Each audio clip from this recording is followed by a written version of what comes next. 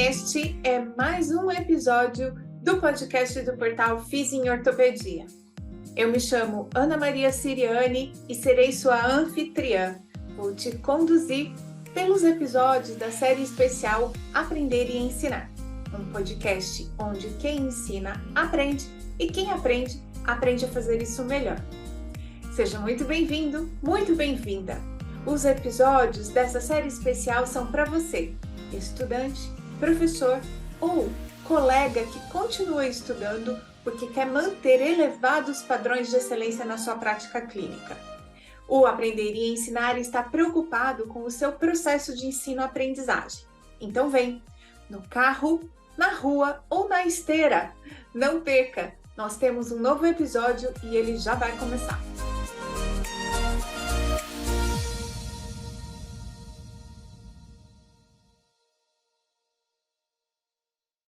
E no episódio de hoje, a gente tem, então, episódio número 62 do podcast Aprender e Ensinar. E eu recebi a joia da casa, porque ele não é uma prata, ele é uma joia para nós.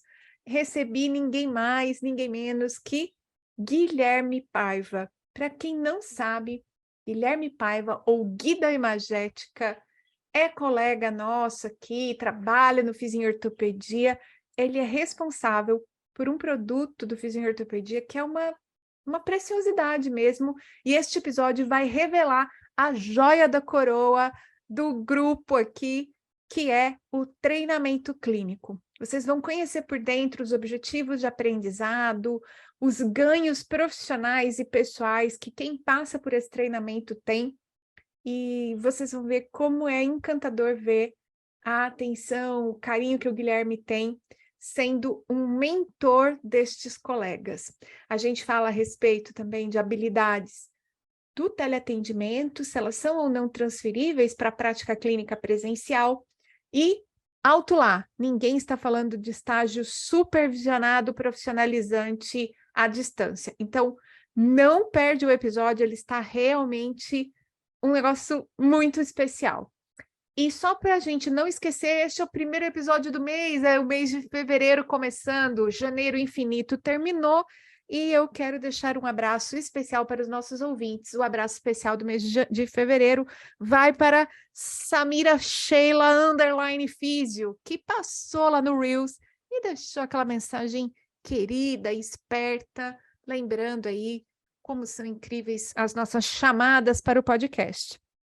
E eu também quero deixar um abraço apertado para uma das nossas colegas de Fiz em Ortopedia, com quem eu tive, a alegria mesmo de passar aí 40 minutos conectada num Google Meeting com ela, para ajudar, para fazer algo que eu acho incrível, que é poder ajudar um professor. Como vocês sabem, e durante o episódio de hoje, o Guilherme Paiva vai falar umas 2 vezes a respeito do treinamento docente que o Fiz em Ortopedia oferece. Esse vai ser o 3º ano, o treinamento acontece em março, então é mês que vem ainda. Mas a Tayane, fisioterapeuta, ela comentou comigo que ela estava prestando um concurso e que queria montar o plano de aula dela, me pediu uma opinião, e eu falei para ela, entra aqui no Google Meet e vamos fazer isso aqui junto. E foi incrível, foi muito legal. E eu queria dar os parabéns, eu não sei se ela passou ou não, mas eu queria dar os parabéns pela preocupação dela, pela preparação e por ela ter feito os treinamentos docentes que estão disponíveis gratuitamente lá na nossa plataforma. Então, se você não sabe do que eu estou falando, o treinamento docente número 1 é um treinamento para supervisores de estágio e de residência, e o treinamento docente número 2 é um treinamento mais direcionado para estratégias dentro de sala de aula. O 3, nesse ano, março, só Deus sabe o que será, e você que é meu ficará por aqui para saber também. Então, como hoje não é um monólogo, aproveite o convidado. Ao final deste episódio, eu faço uma pergunta muito legal para o Guilherme e a resposta é surpreendente. Eu pergunto para ele, Gui, qual foi a última coisa que você precisou aprender sozinho? O que foi, como você se virou? Eu duvido que você é capaz de imaginar o que foi que esse menino e para quê. um negócio, assim, impressionante. Eu diria, impressionante mesmo, você vai ver. Quem ficar até o final do episódio saberá. Depois, fale para mim se você também já fez um negócio igual esse que o Guilherme fez, deixando seu comentário queridíssimo lá no Reels deste episódio, ou aqui no Spotify, no seu escutador de podcast, ou ainda no nosso YouTube, nos comentários dos ouvintes visualizadores deste episódio. Um abraço, um bom fevereiro para todo mundo. E vamos lá, episódio número 62, começando neste momento. Bem, estamos aqui para receber hoje no episódio número 62, Guilherme Paiva, fisioterapeuta, e eu vou deixar ele se apresentar, mas eu queria dizer que eu tenho a felicidade de colocar no meu currículo que o Guilherme foi meu aluno de mestrado, e a gente teve uma oportunidade muito bacana de trabalhar juntos.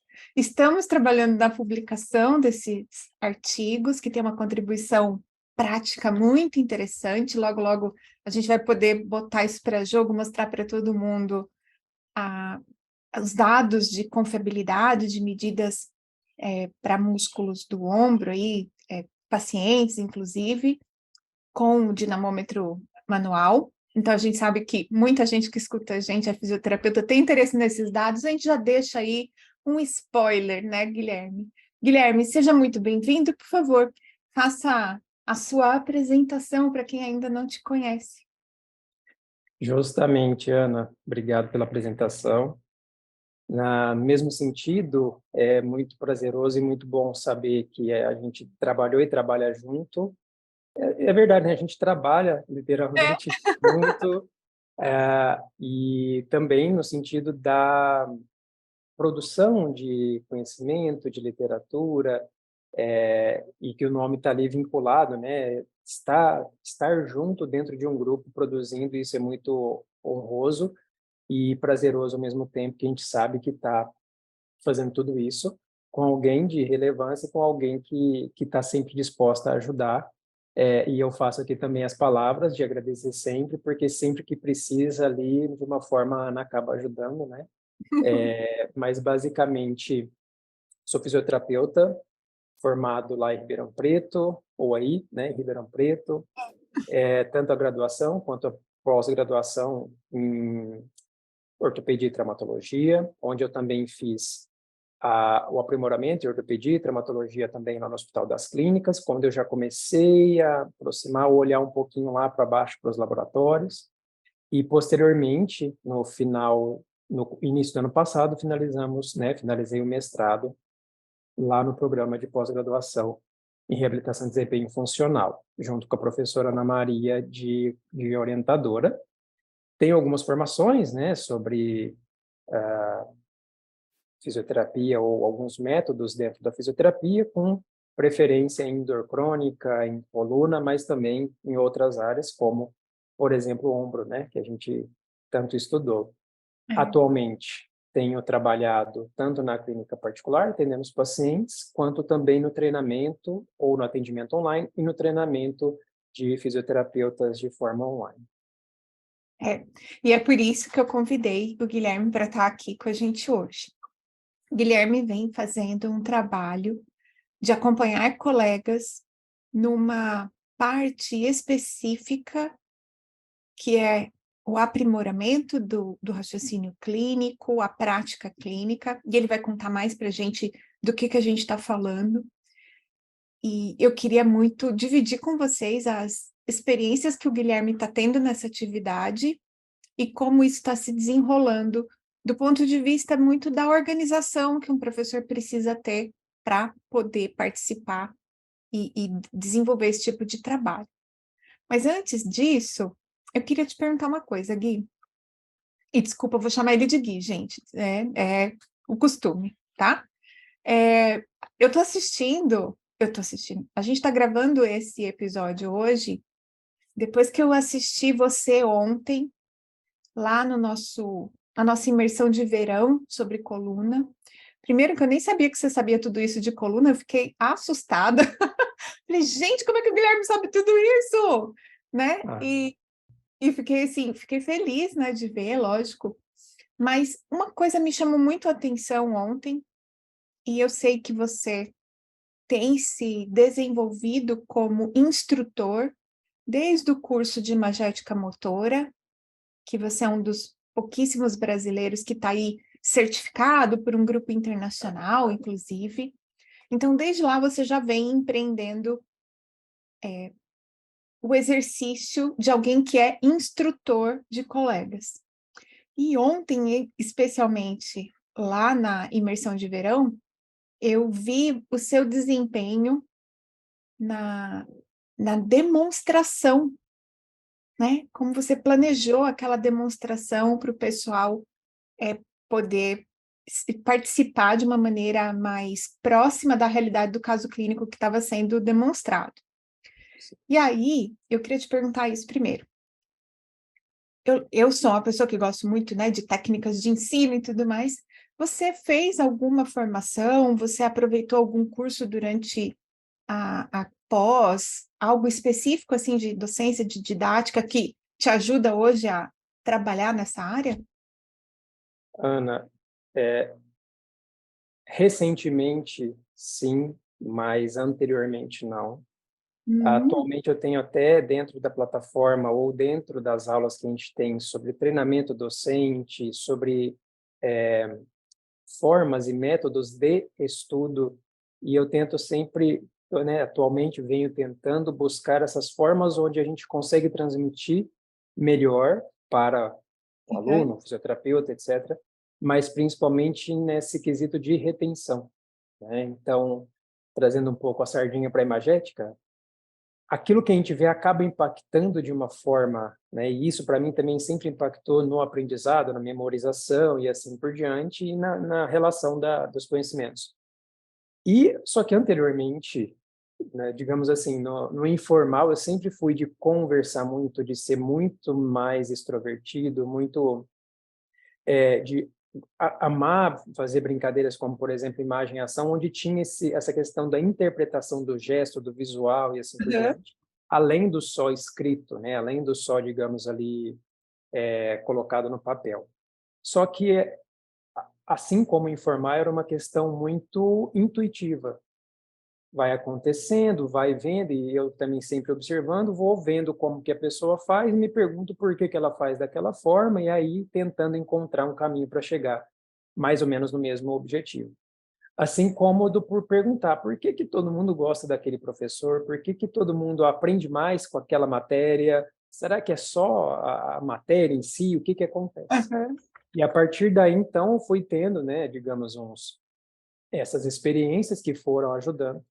E ainda hoje eu acho que é muito incompleto ou muito informal essas formas, e daí, principalmente pela plataforma até, né, do próprio fisioterapia, nós dentro dos professores tendo ali os treinamentos, a gente vai, ou pelo menos eu fui e venho, pegando essas táticas, formas, métodos e tentando entender como melhorar dentro das minhas habilidades, digamos assim, né? Então, como que eu vou conseguir entregar aquilo e por onde que eu vou acessar, juntando com as experiências que eu já tive.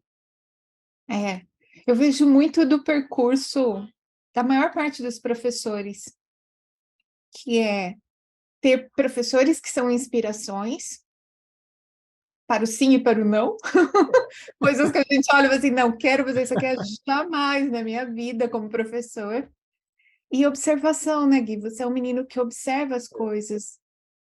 É, Achei muito bacana o seu esforço ontem na imersão de verão. é Você porque simulou um paciente, foi muito incrível.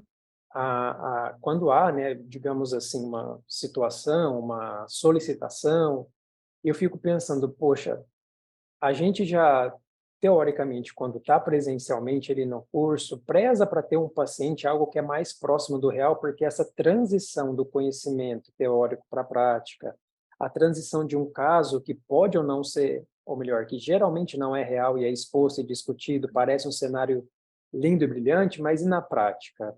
Onde é L5S1, né? Como que é o teste? Como que o paciente chega e você vai captando como ele anda, como ele se apresenta, o local de dor, como que ele aponta, mais do que só escrito. E eu acho que esse casamento vai ajudando a facilitar, a entender e falar, então eu vi isso na minha prática, eu vi isso na minha clínica, aí fica mais fácil a retenção. Associando, né, com aqueles conhecimentos, por exemplo, que você passou nos treinamentos, de direcionar a atenção, de fazer ficar mais dinâmico, do aluno conseguir Uhum. não só se ver representado, mas também, né, gerar outros tipos de relacionamento, e aí a gente vai criando. Nossa, foi incrível.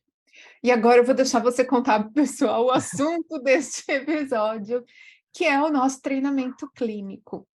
Eu Maravilha. lembro quando isso apareceu para nós como pauta, né, como assunto e desejo de organizar esse treinamento. Você ficou responsável pela organização.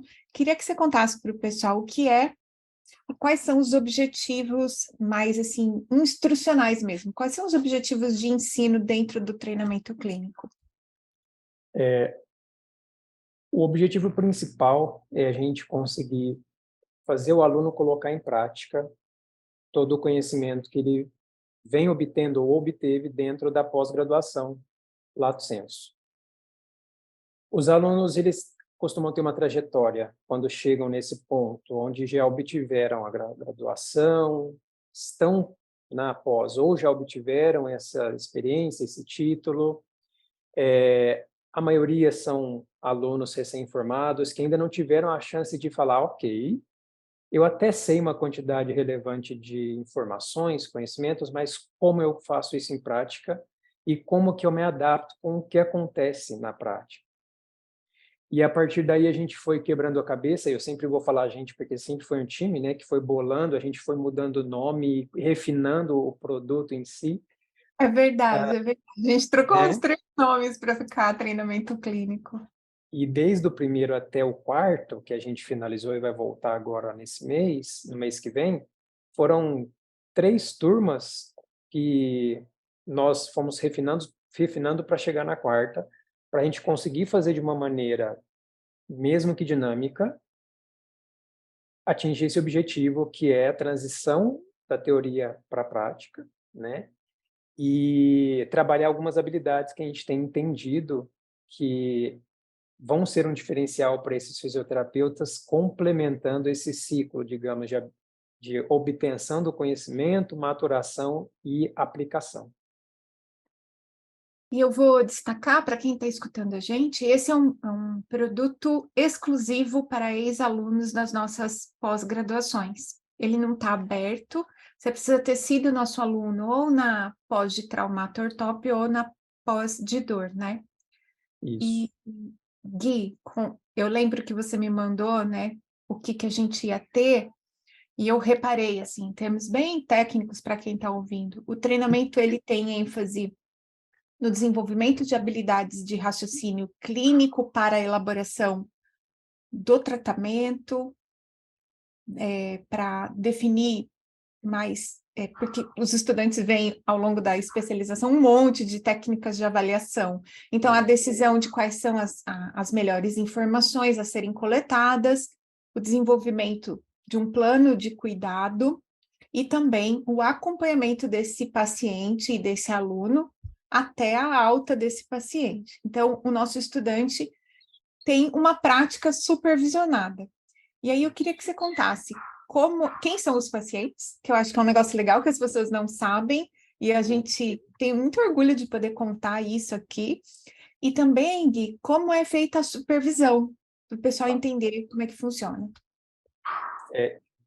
Justamente a gente tem essa preocupação de, ok, vamos fazer a transição para a prática, mas que tipo de prática, né? Como que vai ser feita essa prática, para quem ou com quem vai ser feita essa prática, e o que vai ser em si trabalhado na prática, para a gente saber o que está acontecendo e da melhor forma possível, né, o que está acontecendo, ou com quem está sendo, por exemplo, atendido.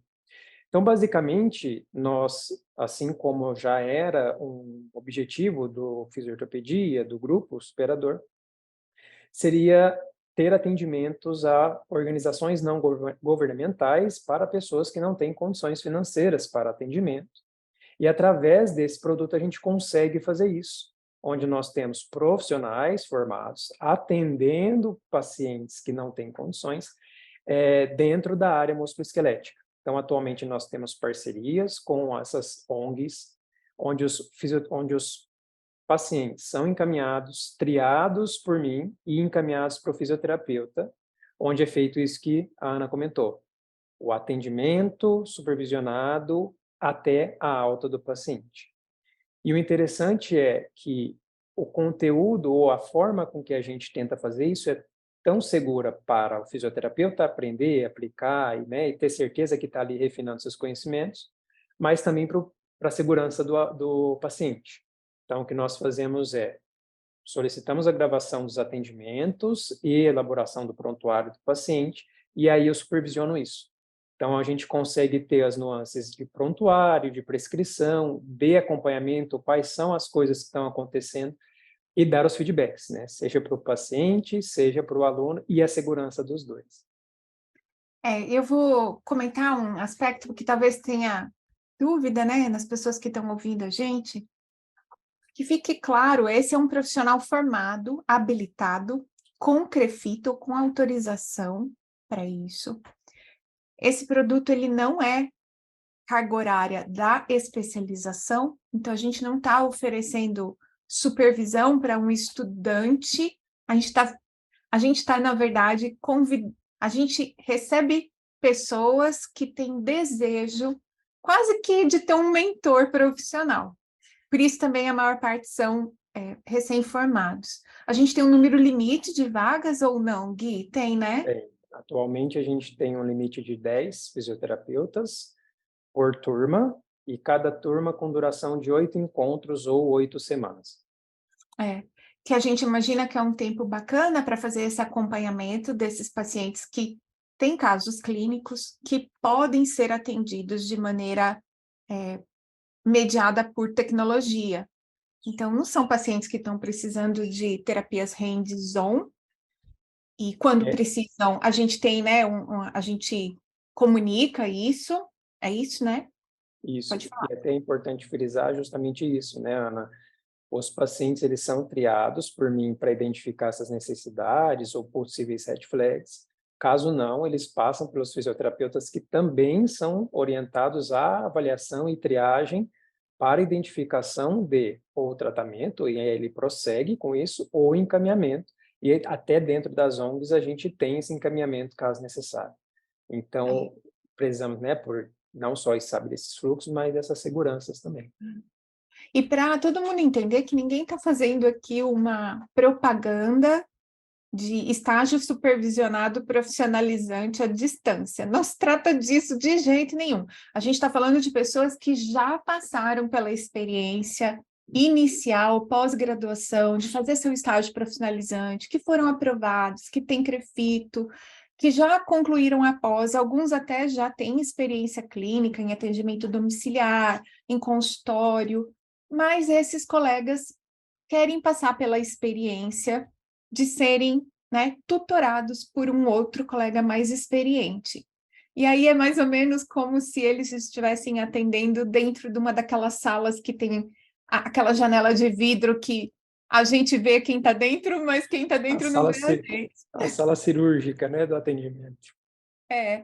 Então, para todo mundo entender do que a gente está falando, são pessoas que estão treinadas, habilitadas regularmente para atender como fisioterapeutas, são pacientes selecionados, casos que podem ser acompanhados por telereabilitação, e esse colega recebe a atenção de alguém mais experiente, no caso o Guilherme, a atenção e a orientação a respeito de avaliação, intervenção e acompanhamento desse paciente. E ainda, Ana, só para complementar, existem mais ainda alguns cuidados, né?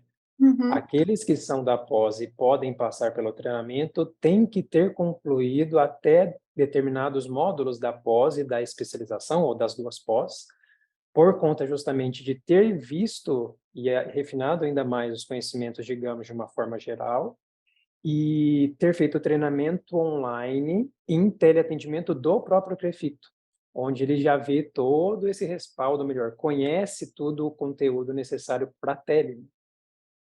Excelente. Esse é outro detalhe, né? Não é uma pessoa que não tem o mínimo de conhecimento, por exemplo, do cuidado ético, né? Que envolve estar online com o paciente, a salvaguarda de dados, a documentação, tudo isso é super bem cuidado.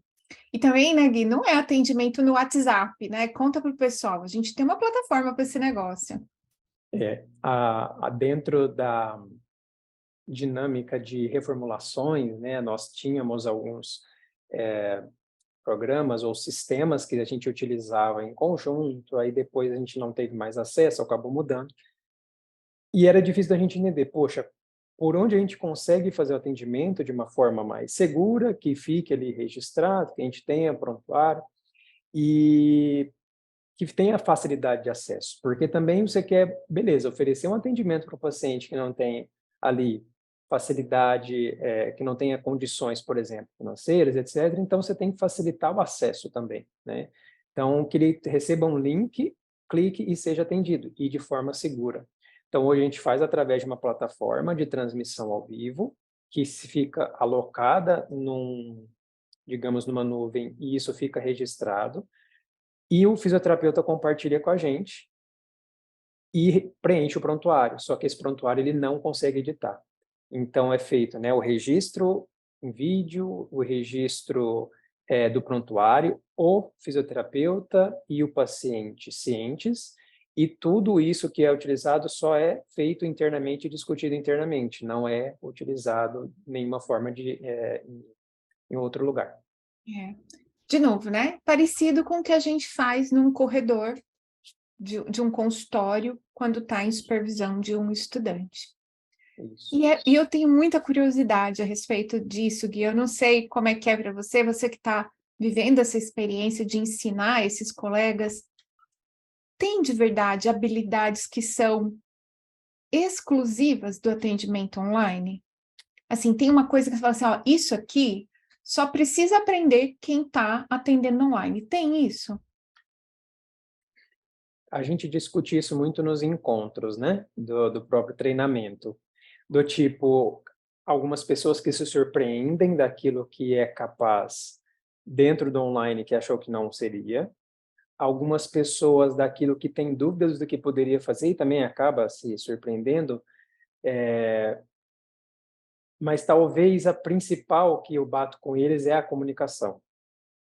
Óbvio que tem a observação, que você está ali observando, né, o paciente, como que ele se comporta, a comunicação não verbal e assim por diante. A gente trabalha esses aspectos de onde coloca a câmera, como coloca a câmera, o que sugere para o paciente, para você visualizar. Mas a comunicação, que eu acho que é até uma das coisas que nós temos trabalhado atualmente muito isso, né, no relacionamento entre o paciente e o terapeuta, é o principal na tele, que assim, por mais que você saiba uma determinada técnica, como que você orienta essa técnica ou essa autotécnica? Por mais que você queira orientar, acalmar o paciente, assim por diante, como que você faz isso? Né? E até como que você se porta diante da câmera, que também é uma comunicação. Então, eu acho que isso é um ponto principal. E também só ressaltando que é até estranho, mesmo que pareça que eu tenho anos e anos, né, de experiência, que eu supervisione, que eu ensine, é muito estranho ouvir isso. Porque a questão é sempre assim, eu trabalho muito na incerteza, né? E para trabalhar na incerteza, eu penso por conta disso na segurança. Então, qualquer probabilidade de algo acontecer, eu quero minimizar ao máximo o risco. E aí, a partir disso, facilita essas trocas e acaba aumentando a segurança em algumas coisas que aí a gente acaba entrando na frente, digamos, desses projetos, né, desses métodos. Incrível. Eu lembrei, nossa, pensei em várias coisas agora. Não, minha cabeça tá parecendo um hiperlink, assim, uns pop-up. Porque você falou de incerteza, e eu li recente um artigo de educação médica em que a autora ressalta o quanto que a gente é formado nas nossas graduações de profissões de saúde para achar que estamos agindo com certeza E probabilisticamente, e considerando que o sistema humano, a saúde humana é complexa, que depende de muitas coisas, isso que na verdade a gente navega em tudo de maneira incerta, e a gente deveria ficar mais confortável com isso, entender isso como parte do nosso trabalho, saber até onde vai as nossas responsabilidades e tal, mas entender que a incerteza dentro de um quadro de saúde, ela existe, e que a gente está muito mais lá como a figura de um mentor, assim, a gente vai acompanhando. E aí, essa é outra pop-up que abriu, né? Aqui, ó. Vai abrindo as páginas. Que talvez as pessoas tenham muito a figura do supervisor de estágio na mente, e eu acho que o que você faz é um pouco diferente, isso tem na educação nomes diferentes. Eu sinto que o supervisor de estágio é muito mais um tutor. E para que todo mundo entenda claramente a figura, que é o papel desse tutor, né? Quando a gente faz horta, não sei, poucas pessoas fazem horta, mas quando a gente faz horta, a gente às vezes coloca uma estaquinha do lado de uma planta, um tomateiro, ou do lado de uma árvore muito jovem. Acho que isso todo mundo já viu nas calçadas, né? Árvores jovens com uma estaca do lado. Aquilo é um tutor. O tutor tem o papel de direcionar. Então, eu acredito muito nisso, no papel do supervisor de estágio de graduação como um tutor, alguém que está pegando alguém muito novato e que está ali direcionando os tratamentos na discussão do caso clínico. Se tiver alguma coisa errada, ele vai, né, vai segurar. Uma vez que a pessoa já está formada e está atuando, a gente já não espera que ela venha com propostas de tratamento erradas. Elas podem não estar escolhendo a best choice, né, que a gente gosta de falar na educação também, a melhor escolha, pode não ter sido a melhor escolha, mas é cada vez menos comum que se façam escolhas terapêuticas erradas. E aí, eu vejo muito o seu papel nessa atividade como um mentor. E o mentor, ele é uma pessoa que acompanha, não mais alguém que dá a direção, sabe? E acho que isso representa super o seu trabalho, não, Gui? Ontem, uma aluna, durante a imersão, acho que alguém me fez uma pergunta, e aí eu comecei a refletir, e a aluna que já foi do treinamento mandou no chat. Lá vem ele responder a pergunta com uma pergunta ou gerar reflexão. Porque a questão é bem isso, né? Ok, a gente tem dentro do tripé lá da prática baseada em evidência um direcionamento para aplicação de determinadas tomadas de decisão. E sempre que uma pessoa, uma fisioterapeuta dentro ali do caso, apresenta e pergunta, ou a gente percebe algumas coisas do caso, ao invés da gente falar, ok, tá certo, continue, né?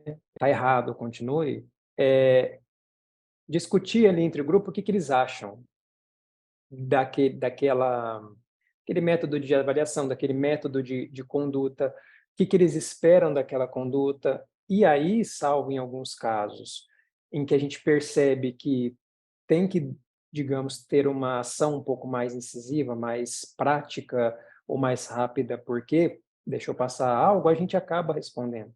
Mas acaba que em 8 encontros, há alguém ali por trás, no caso eu, questionando para que eles reflitam se aquela ação realmente vai gerar o que eles esperam ou se é o que o paciente precisa.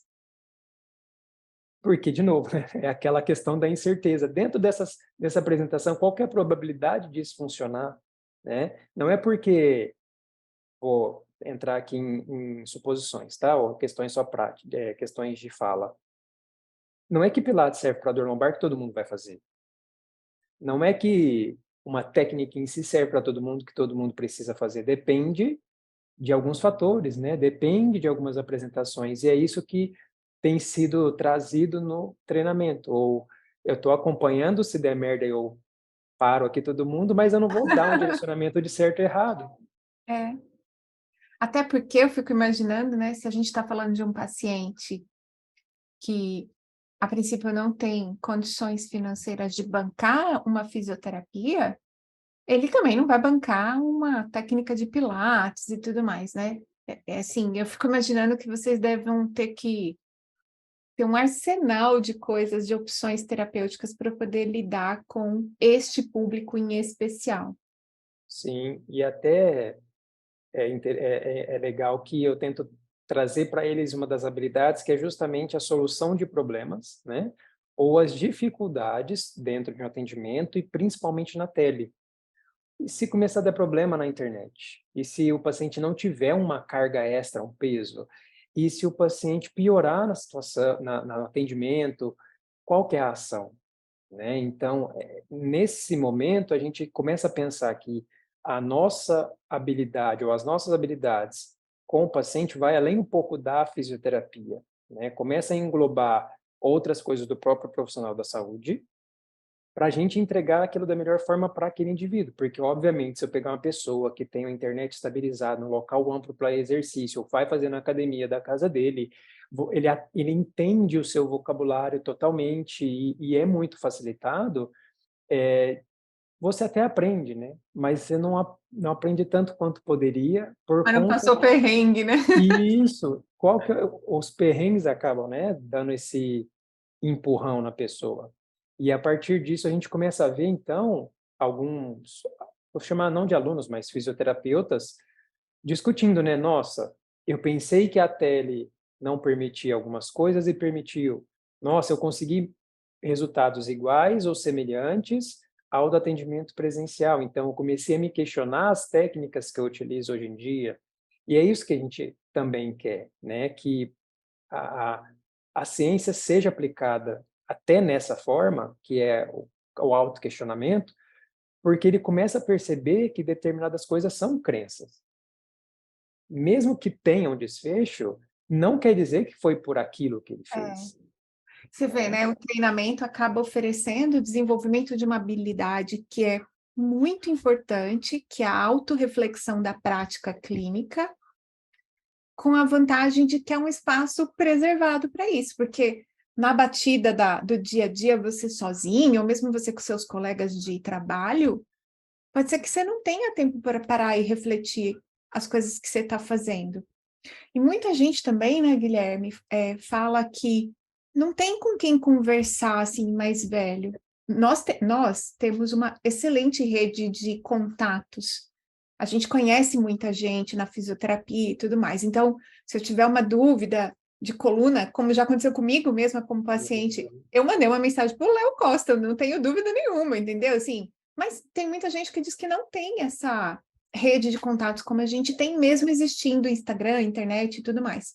E aí, esse espaço do treinamento clínico, ele garante para você que entra nele a oportunidade de salvar tempo para essa reflexão, para o desenvolvimento de habilidades que o Guilherme está falando, né, que se transferem para a vida e o atendimento no presencial, e ainda ter essa reflexão crítica sobre a sua prática. Isso aí é um Total. negócio que não. E esse é um negócio que, assim, é muito difícil colocar dentro dos objetivos de aprendizado, por exemplo, de uma pós gravada, ou mesmo de uma pós presencial em que você vai só para ver conteúdo. E nesse mesmo sentido, né, Ana? Quando ou onde que é possível situações iguais a essa? E que a gente tem percebido, porque eu lembro de antigamente, quando eu morava lá em Ribeirão, ou em Ribeirão, existiam alguns Realmente é grupos, ótimo, Gui. é, Ano passado, 2 anos, 2 anos atrás. é, Aí, como a gente vai que ficando mais velha, é incrível, né? Eu adoro isso. Eu parece, sempre falo isso. vai passando assim, a gente acha que já, né, faz uma Antigamente, há 2 anos década, atrás. e como se a gente não saísse, né, de perto daí, mas a questão é justamente de, lá, há um tempo a gente tinha uma proximidade de alguns grupos, né, tinha grupo de coluna, grupo de joelho, aí começou a surgir alguns aí, até de ombro, se não me engano, Tem um concorrente. presencial. Não É, é brincadeira, não é concorrente. É outra coisa. outra vibe, né?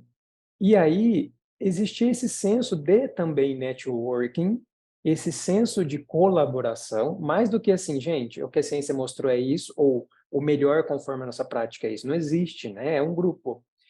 E todos esses objetivos são atrelados com esse do networking no presencial e agora nesse tipo de treinamento também. E eu lembro que, quando eu morava em Ribeirão, existia muito essa época de vamos fazer algumas formações, né, em técnicas, também recém-formado. E eu falava, pessoal, eu fiz tal formação, vamos juntar lá em casa, de 15 em 15 dias, discutir caso clínico, eu trago o que eu sei dessa formação, e a gente fazia isso, trazia um bolo, um café, juntava lá em casa, então isso já era uma forma até de aprender a ensinar, talvez, né, e discutir. E também essa questão do networking. Então, a gente começa a perceber ali alguns aspectos que vão beneficiar o paciente, vão beneficiar a gente não só profissionalmente, né, e também em outros quesitos até pessoais, mas que estão embolados aqui. Então, é interessante que vários fisioterapeutas falam, eu me assisti e eu percebi que tem coisas que eu não notava no meu comportamento, que eu mudei, no comportamento não verbal, na Que minha comunicação, incrível! na, Olha só. na, no início para o final. Nossa, tinha coisas que eu era uma pessoa no primeiro atendimento e uma no sétimo, por exemplo, né, no quinto, e também no presencial. Então, essas coisas, elas não são feitas, apesar de serem feitas no online por conta do método, são transferidas para o profissional como um todo, né? De novo, como a Ana disse, eu já reforcei, não é a gente que traz, esse é o modo que tem que ser. A gente traz justamente essas discussões com relação em algumas habilidades, modos de entrega e etc., para o fisioterapeuta ou a fisioterapeuta entender, nossa, dentro da minha realidade, meu contexto, pegando esses pontos, essas competências, eu vou me moldar dessa forma, né? E a gente já teve alunos recém-formados com 1 ano, recém-formado com meses, alunos com 20 anos de experiência, e aí eu também aprendo muito, Jura? nessa última turma principalmente, né? E, e É tem incrível, né? Ver alguém assim mais velho, mais experiente na profissão, querer dividir esse momento, né? Que incrível. e dividir tanto para aprendizado, barra atualização, mas também por essas necessidades, né, Ana, que você comentou. Pô, eu não vejo ninguém aqui na minha cidade. Eu estou fazendo uma coisa, mas será que está fazendo certo? Ele é um profissional, apesar da quantidade de anos de experiência, aberto à mudança e preocupado com o paciente. E é muito legal ter esses relatos deles, né? E eu dou muita abertura e até instigo isso, porque eles são profissionais que têm muita bagagem para ensinar também quais caminhos não são interessantes. E isso já deixa meio que os novatos ali com um olhar mais claro, né? Você sabe que eu tava, na hora que você falou dos grupos, né? Muita gente me procura no Instagram perguntando se o grupo do ombro é um grupo como esse, um grupo de estudos. E é lógico, gente, a gente está falando de Ribeirão Preto, é uma cidade com quase 700 mil habitantes. É muito mais fácil você encontrar, e com acho que 4 cursos de fisioterapia, né? Sem E aí é mais, né? muito, ou mais, é. E aí é muito fácil você encontrar pessoas que entendem essas trocas como trocas e não como, não vou lá ajudar o concorrente. Quando você está numa cidade menor e tem lá 2, 3 fisioterapeutas disputando um mercado, às vezes, de 30 mil habitantes, essa coisa já começa a ficar mais complicada. Então, assim, por mais que você tenha desejo de interagir com essas pessoas, é muito mais provável que vocês se vejam como concorrentes e não como colegas de profissão dispostos a trocar, colaborar, aprender junto. E aí, medo, né, de que alguém julgue, porque afinal de contas você já devia saber isso e tal. Então, veja, né, como que treinamentos como esse, ou oportunidades de contatar alguém que pode ser um mentor seu, é tão interessante e as tecnologias de informação e computadores ajudam a gente a unir esses mundos, né? Pessoas que estão em lugares que não são favoráveis para essas trocas podem se organizar e ter um networking, uma conversa, uma atualização, uma reflexão a partir da oportunidade de atender com alguém que está conduzindo, né? Que está acompanhando essa É, pessoa. Que E, incrível, né? e além disso, né, Ana, a gente tenta fornecer para os alunos alguns materiais complementares Tem isso dentro também? desse processo. Tem. A gente separou alguns artigos que trabalham principalmente nesses aspectos de não prejudicar o paciente, né, na sua comunicação, alguns aspectos de avaliação, alguns aspectos de teleatendimento e alguns vídeos, porque aí a gente consegue também demonstrar de uma forma um pouco mais prática. E além desses, como que eu posso dizer, conteúdos materiais complementares, existe uma certa, e isso eu sou muito grato, onde tem uma abertura para, vou dizer aqui, o manejo do treinamento, onde se uma turma, que pode ser totalmente diferente de outra, tem uma necessidade específica para discussão, para aprendizado, a gente muda o formato, É. digamos Porque assim. a oportunidade de ensino é o caso clínico, né? É um cenário real de prática. Então, não dá para sistematizar. Toda turma vai ver coluna, ombro, joelho, tornozelo. Não tem isso. E cada turma em si é um grupo, né? Interagindo. E até eu tomo como referência a última turma, porque a gente já tem esse formato estabilizado, etc. Foi que a gente estava chegando ali próximo do final dos encontros, né? São 8 encontros. E eu falei, poxa, parece. O pessoal até disse, ó, tá faltando. Ou a gente não está fazendo certo, ou a gente está muito errado, ou a gente não está entendendo muito aqui o que está acontecendo. O pessoal também, alguns eram de outras áreas, não necessariamente da musculoesquelética, que estavam transitando. E eu falei, poxa, né, já passou da hora então da gente ter alguma ação diferente da que é de apresentar o caso clínico, nós discutirmos e tomarmos uma decisão em conjunto, que é o modelo do treinamento. Aí o que eu fiz foi, eu pensei, pera, se eles estão com essa dificuldade, então a gente vai pegar essas dificuldades e colocar dentro das habilidades do treinamento. Só que elas mesmas, né, porque eram todas mulheres, vão responder, nas palavras delas, essas dificuldades entre si. Então a gente pegou um dia do encontro e falou, ó, senta todo mundo, coloquei lá no mapinha, essas são as habilidades, quais são as dificuldades em cada uma, e elas foram listando. Ok, agora respondam com o que vocês sabem, quais são as respostas para essas dúvidas. E Muito elas respondiam. mentorias. É muito mentoria.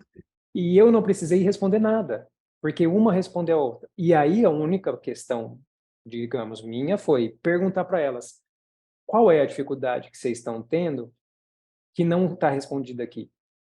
E aí a questão foi, tá tudo respondido. Então era uma questão mais de direcionamento ou de percepção do que necessariamente do conteúdo, né? A forma com que estava sendo entregue, a forma com que estava sendo discutida, porque era um grupo de dinâmica diferente, de tempo de aprendizado, de aprendizagem diferente.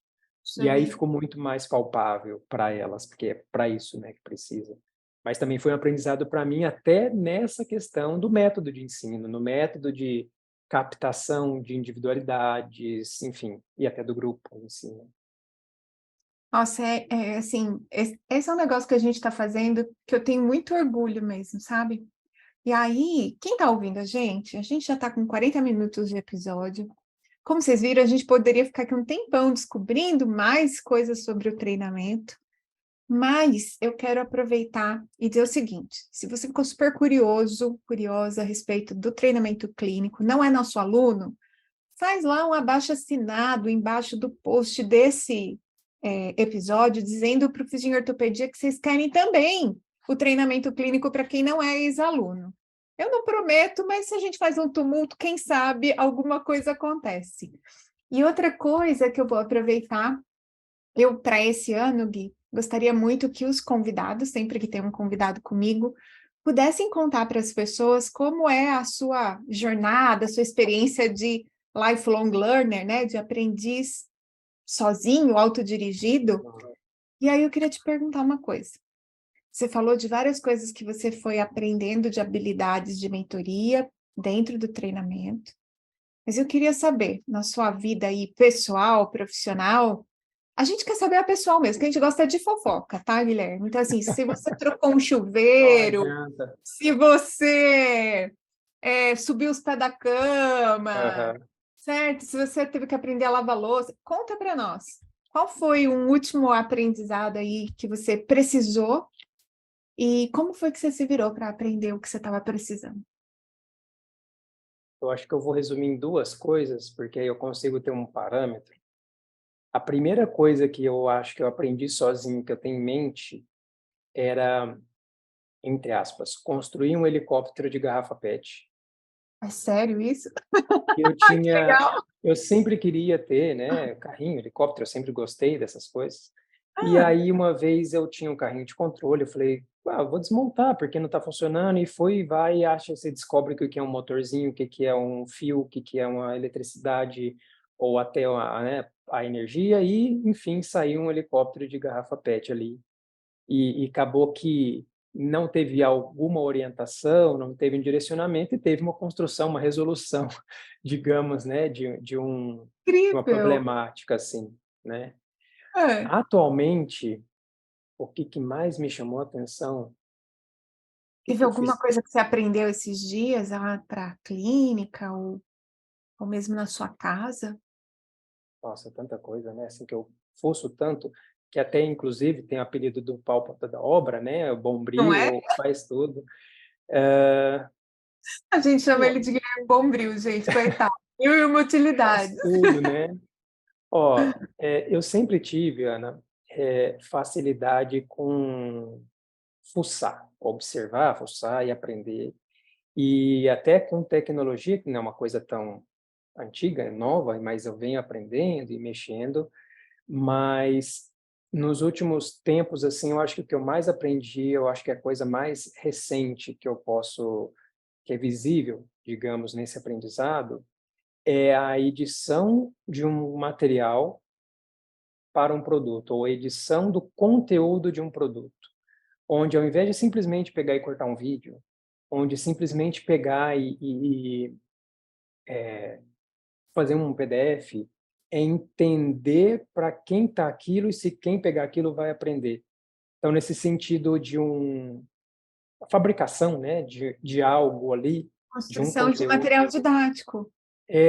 exigiu não só essa, digamos, criatividade de vou pegar um carrinho, vou pegar um fio, vou pegar uma pilha e montar um Aham. helicóptero, que é o que eu desejo, que vai, como é que eu posso dizer, vai satisfazer o desejo da criança, que é o objetivo. Eu vou montar esse produto, mas é com qual fim? Meu financeiro ou de ensino do aluno, fisioterapeuta, para uso. Ok, mas quem pegar isso com 30 anos de formado, 1 ano de formado, muito conhecimento, pouco conhecimento, vai conseguir fazer isso? E eu acho que o principal tem sido aprender a me perguntar e modificar, né, digamos, esse conteúdo, assim, mais do que só editar um vídeo, mais só do que editar um áudio, assim por diante. E o seu processo de pesquisa, assim, é principalmente usando a internet? É, Essas coisas, tutorial de é. YouTube? Eu tento buscar muito reunir, né, as coisas que eu vou vendo. Então, tem algum curso, por exemplo, treinamento docente para mim é um, né, vídeo do YouTube eu acompanho, podcast menos, mas vídeo do YouTube bastante, alguns mini cursos daqueles, Você é um disponíveis na internet. visual, né? Você é, É, é, você é visual, você tem uma preferência por visual. E aí o podcast deve ser muito terrível para você. é porque eu tenho muita visualização mental, né? Ou eu crio muito insight, igual você falou dos pop-ups, né? Vai abrindo abas na mente. Quando eu vejo, eu reconheço muitas coisas. E aí, nesse reconhecimento, eu faço as ligações. Quando alguém me diz, igual quando eu estudava e eu precisava ler, eu tinha que ler 30 vezes para decorar, para entender, para processar. Se eu via alguma coisa, eu já tinha vários tipos de significado para aquilo, vários tipos de interpretação. Então, eu assisto, vou lavar uma louça, beleza, é 1 hora ali vendo um vídeo, aprendendo e não que precise, às vezes, de uma captação muito grande de um conhecimento, igual uma aula, que eu vou sentar e ficar assistindo, mas aquilo vai me ajudar a pensar, me ajudar a criar. e aí eu vou colocando ali numa nota do celular, porque senão eu vou esquecer, e aquilo uma hora vira uma inspiração para alguma coisa. Então, para esse ano, por exemplo, existem 300 ideias de vídeos, de posts, mas está tudo na notinha. Um dia sai, ou vai saindo aos poucos, né? Muito bom. Queria te agradecer muito. Quero, por favor, que você conte aqui para o pessoal como é que eles podem seguir e ver os vídeos incríveis que você já tem, que eu adoro. Para Tem mim, o que ser seu mais conteúdo. teatral, né? Não, não. Para mim, o seu conteúdo mais legal de Instagram são os Reels de exercícios, e eu tenho certeza que eles bombam, porque eles são muito É, bons mesmo. Mas conta para o pessoal, onde é que está o arroba? Como é que é o arroba do legal. Gui? Por conta da imagética, né, até foi uma das coisas que eu mudei ano passado, ou retrasado, então é Gui da Imagética, vocês vão procurar, vocês vão achar lá, Tudo e junto, sem underline, sem nada, né? tudo junto, Gui da Imagética, eu acho que não tem nenhum outro, então é mais fácil de achar. Se procurar por Imagética, acaba caindo também, lá até no Google mesmo, tem bastante coisa que liga, né, pro No mesmo Instagram. arroba, para a mesma hashtag, digamos assim. Mas é isso, a gente tenta mostrar bastante, esse ano aprendendo muito mais sobre docência, sobre ensino, tenho mudado algumas coisas e penso em, obviamente, também alguns produtos para facilitar, né, esse acesso, mas a gente principalmente está no Instagram, está lá no YouTube, tudo com o mesmo nome, para tentar transmitir um pouco mais desses conhecimentos aí e divulgar algumas coisas que a gente tem mais segurança, né? Ó, Gui, queria agradecer. Agradecer que você contou isso para mim, para todo mundo que está escutando. Desejar vida longa para o treinamento clínico, que Para. a gente possa desfrutar dessa sua capacidade de personalizar o ensino para colegas que já estão formados. Muito obrigada, viu, por isso. É uma Imagina. contribuição, sem dúvida, para a profissão, eu tenho certeza. E eu que agradeço o convite. Eu ressalto aqui novamente, né, o quanto que é bom estar num espaço assim e que todo mundo possa, pelo menos, ter um insight também dessa conversa, ter uma visualização mental ali, anotar para lembrar na hora de fazer seus projetos. Mas é muito bom. Eu agradeço de novo, Ana, por esse convite, por esse espaço e que todo mundo possa fortalecer a nossa profissão. Excelente. Gente, é isso. Agora a gente se vê, então, no próximo episódio. Tchau!